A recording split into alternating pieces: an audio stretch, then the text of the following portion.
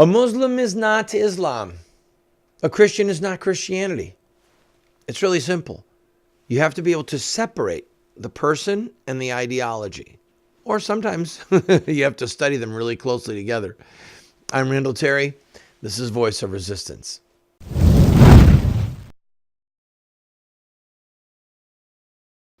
Welcome to the program, friend. As we have gone over the TV series, we're in the middle of showing 20 episodes. This is a 24-part series because some of the episodes are really long. I've had some people say to me, yeah, but I know Muslims and I know some of them, they're really nice. They would never hurt me. And I'm sure that they're right.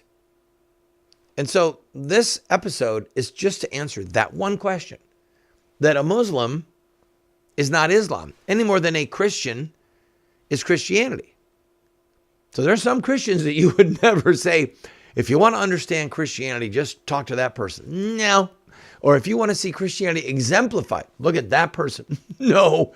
So we're going to take this episode to answer that objection, if you will, that a Muslim is not Christianity, to show kindness and mercy to the millions of Muslims who are trapped in this ideology.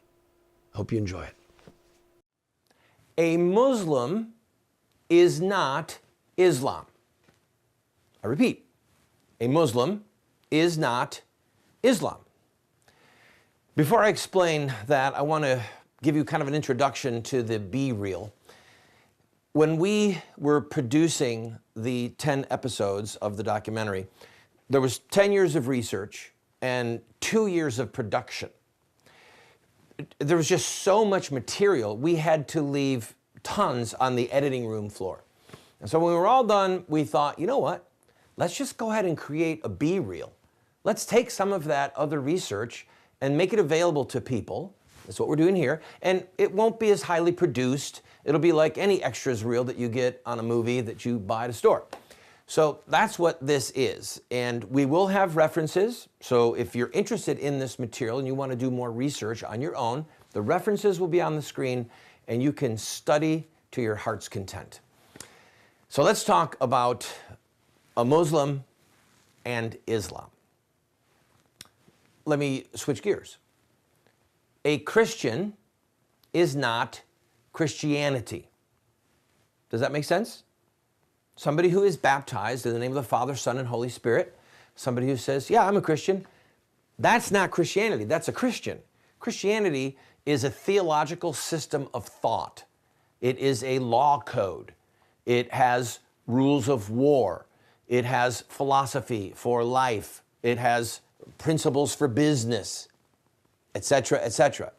That person believes that Jesus Christ is the Son of God, but that does not mean that they are accurately living out the edicts of Christianity, and it certainly doesn't mean that they could accurately explain Christianity, not to mention explain various denominations.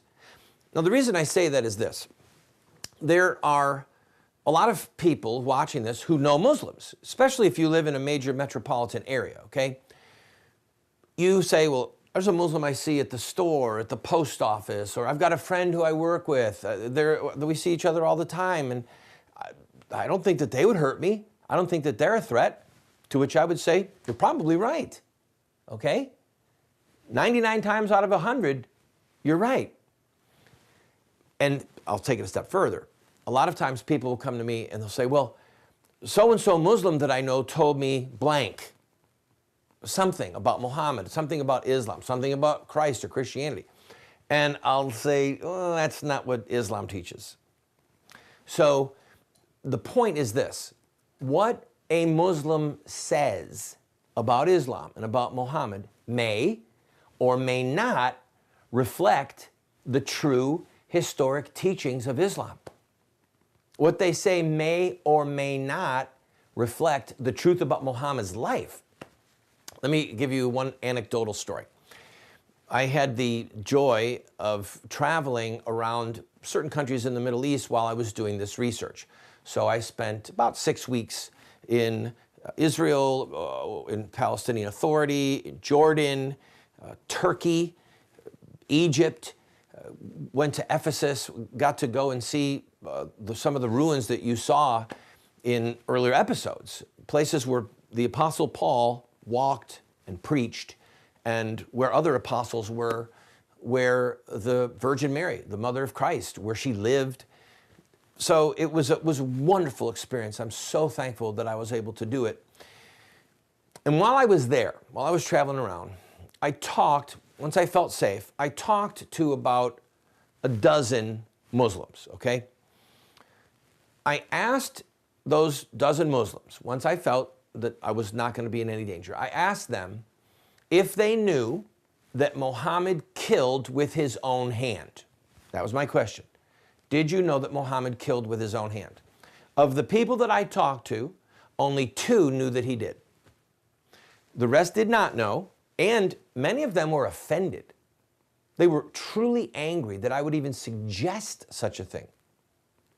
Now, the historic records of Muhammad's life make clear that he did in fact kill with his own hand, and more importantly to our discussion, he ordered his devout followers to kill repeatedly.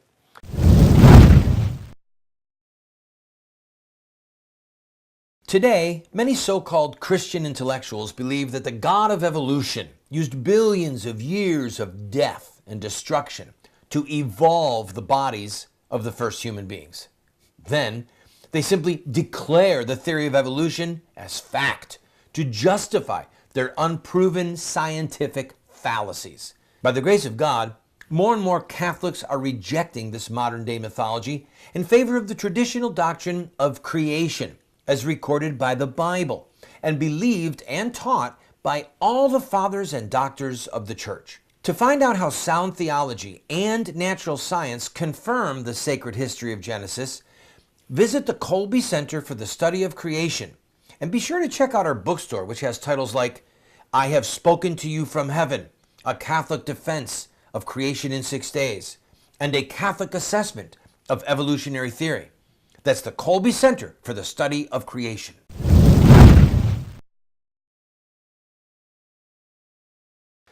One man I was talking to in one country, and I'm not going to say where, because if I did and identified even the area, his life could be forfeit. But he was brought up Muslim. I was sitting there talking with him and one of his friends, and I said to him that question, and he said, that is not true. And his friend said, yeah, it's true. And then I asked him, I said, did you know that Muhammad had sex slaves? And he got really indignant. This is not true. I said, it's true. And his friend, who was also Muslim and who was devout, said, what he's saying is true. Muhammad did.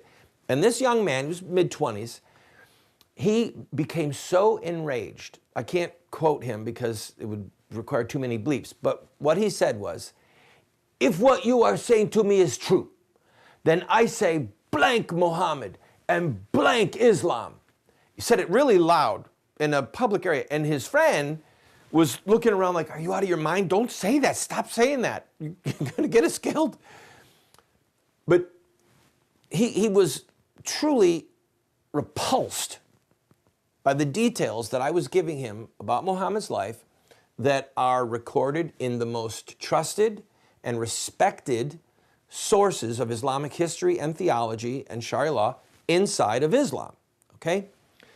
So he had a natural revulsion to what he was hearing, and he had never heard it before. Now, this was somebody who drank alcohol. I don't know if he ate pork or not. And that's one of the things that you need to look at when you say, well, they're my friend. Well, do they pray 5 times a day? Do they bow, put their face literally on the ground and say the daily prayers at the prescribed times? Will they have a beer with you? Will they eat pork? If they have Christians or Jews for friends, then they're not following the dictates of Muhammad. Are they going to mosque every Friday night? What kind of mosque do they go to? So if somebody who falls into that category of a Muslim, you might call them a nominal Muslim or a Muslim in name only, and they say to you something about Islam, it may or may not reflect the true teachings of Islam. Just like the people that I spoke to in the Middle East where there is almost no public practice of Christianity, these were Muslims who had no idea about Muhammad's life and the example he left, the example that people like ISIS are trying to imitate right now. So to further make the point, most of us know a Catholic, okay, who could not name the 7 sacraments to save their life or could not explain the dual nature of Christ. Some of us know a Methodist, okay, and that Methodist could not tell you about John Wesley and Charles Wesley, and that John Wesley was an Anglican priest who celebrated the Anglican Rite Mass. They wouldn't be able to tell you why the Methodist Church follows the Roman Catholic liturgical calendar and Bible readings, okay? And on and on. You know, somebody who goes to a Baptist church might not know about John Calvin and Geneva and the fighting that went on, or about John Knox and their relationship and Luther, all of these different really critical aspects of the Reformation. So they say they're a Christian, you take them at their word, they've been baptized, and maybe they go to church for Christmas and Easter, okay? You're just not going to trust that that person is going to accurately communicate to you the dogmas of the Roman Catholic Church or any other Protestant denomination in America, any Protestant denomination in America. Maybe they go to church because they were raised there. Maybe they go because they have friends there. Maybe it's because that's where their family goes, or their wife wants them to go, or their husband wants them to go. Maybe they go because they have great music. I mean, there are some mega churches in America right now that have coffee shops in the lobby, okay? And their worship services are almost like rock concerts with big screens and great lighting. Maybe that's why they go, all right? So most of us have a friend or an uncle or a cousin, or maybe that's us. Maybe, yeah, that's me, I'm that person. And we go to church once in a while, twice a year, maybe even every Sunday, but we just couldn't explain the details of the faith, all right? It doesn't mean that we're bad people. It doesn't mean anything. It just means that that's who we are. So I'm belaboring this point because you have to think that through with the average nominal Christian, or, you know, once a week Christian, whatever you want to call it, and then compare that to someone who says, I'm a Muslim. Because many Muslims are Muslims because they were born one. They were brought up. It's their family. It's their culture. And they're no threat to anyone. They're just not. And they don't want to have sex slaves, and they don't want to kill infidels, and they don't want to be in jihad. And the more they learn about the details of Muhammad's life, the more revulsion they feel, the more repulsed they are.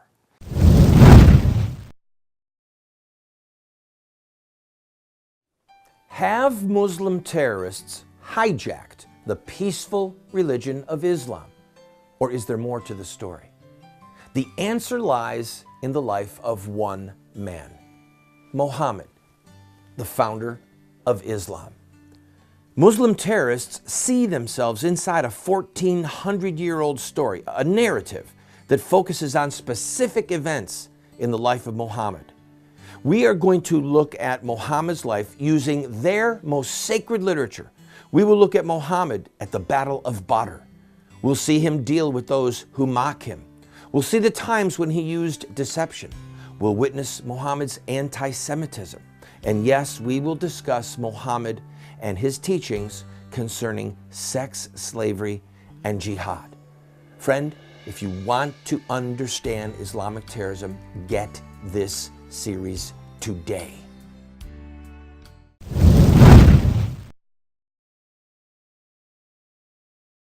So we have to remember, a Muslim is not Islam. Islam gets to speak for itself. And that's one other thing that again, you need to grasp. If you are a Catholic, but you don't like the church's position on male-only priests or on birth control or any number of issues, it's not for you to say, Well, that's not what the church teaches. The church doesn't really teach that. Or we could have women priests. No, we can't. If you're a Baptist and you believe that someone has to be immersed when they're old enough to make a verbal profession of faith, you don't get to change the rules. The religion, the denomination, the founders, they get to speak. Okay, so if you're going to study Catholicism, you go to the early church fathers. You go to the 7 ecumenical councils. You go to Nicaea. You go to Ephesus. You look at the canon of the scriptures. That's what you do. Likewise, that's what you do for Islam. You go to the Quran. You go to the canonical hadith. Then you go to the other respected hadith. You go to the seeras, the biographies of Muhammad, Ibn Ishaq, Ibn Kathir, Al-Tabari, and you let them speak for themselves. You read the Reliance of the Traveler, Sharia law, and the other schools of Sharia law. That's Islam. It's not what you or I wish it was. It's not what a nominal Muslim says it is. It is what it is. And the life of Muhammad and the example that he and his companions left, the first generation of Muslims, that's Islam. And Muhammad said that God told him, "This day I have perfected your religion and chosen Islam as your religion." You can't improve on perfection. You can't. So if the Islam that Muhammad says he received from Allah, which included all of the tragedies and atrocities that you see laid out in the 10 episodes that we created for you in this serial documentary, that's Islam. You can't change it, and you can't improve on it. Because Muhammad said that God told him it's perfected. And perfected means jihad, sex slaves, killing infidels, etc. Now, if you live in a rural area in America or in Europe in 2016, 2017, this may not apply to you in the sense that you rarely, if ever, see Muslims. But if you live in or near any major metropolitan city, then you have neighbors, acquaintances. You see people in the street, in the grocery store who are Muslims. And you obviously, sometimes you're identifying them by their dress or by their words. So what you have to remember, as we have looked at the 10 episodes and as we're about to continue on with this Be Real, this series is about Islam, as started by Muhammad and imitated by what we today call Muslim terrorists, and what Muhammad called mujahideen, faithful followers of Allah. Okay, we call them terrorists. Muhammad called them his companions. He called them heroes. He called them martyrs. And I'll close this introductory segment with this. Have kindness toward Muslims. I mean, imagine being brought up in this and not knowing the truth, or then finding out the truth and being afraid to leave because you're afraid that you'll be labeled as an apostate. If you are a Muslim and you have come to the conclusion, no, I don't believe that what Muhammad did in these various areas is right, then again, we invite you to leave. You can just leave Islam. You could become a Christian, you could become whatever you want, but it's okay for you to say that I didn't understand. And now that I do understand, I want no part of this. Because the truth of the matter is this, friends. I say to Muslim and non-Muslim alike, if Muhammad was alive today and did the things that he did in his lifetime, and said the things that he said in his lifetime, and issued the orders to his soldiers that he issued in his lifetime, if he was alive today and did that, he would be called a terrorist. And he would be pursued by law enforcement officials and the military of countries who believed that what he was doing and knew that what he was doing were in fact acts of terror. Hope you enjoy the rest of the series.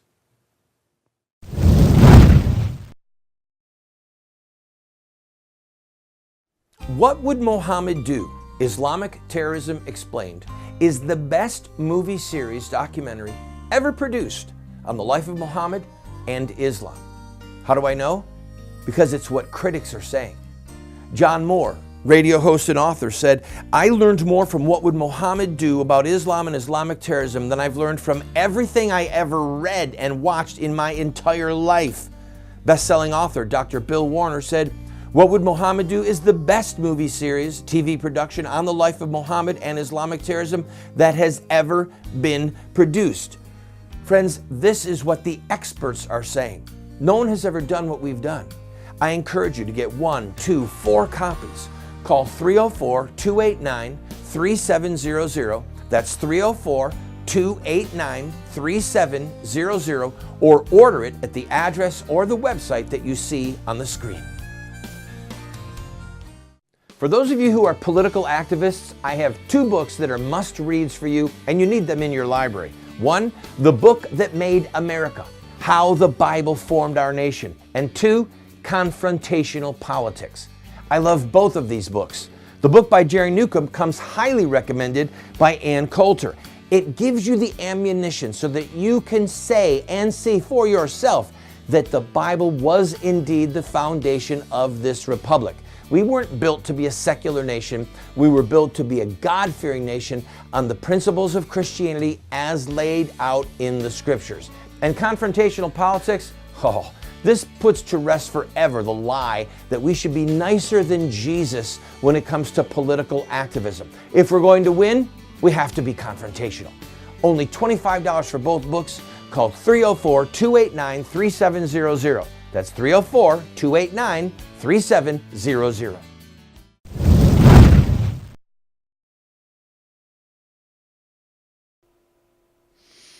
Welcome back, friend. I'm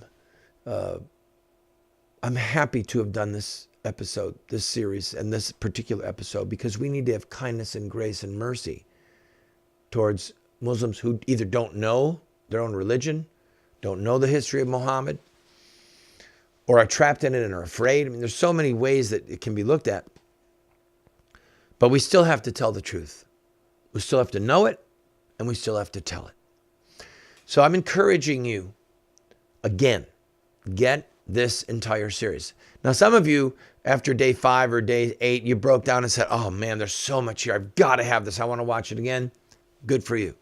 Your DVDs are on the way. Some of you haven't done it yet. So, and some of you, might be the first or second one that you've seen.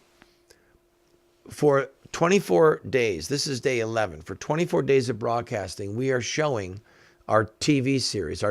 It's actually a movie documentary, a serial documentary called What Would Muhammad Do? Islamic Terrorism Explained. And it uses only primary Islamic sources as references. In other words, we let Islam speak for itself. We're not quoting this guy over here who hates Muhammad. We're quoting Muhammad. We're not quoting this Christian who doesn't like Islam. No, we're quoting Islamic material. So if you want to understand Islam, go to Islam. It's that simple. So if you would like all 20 episodes, 4 DVD set, $35.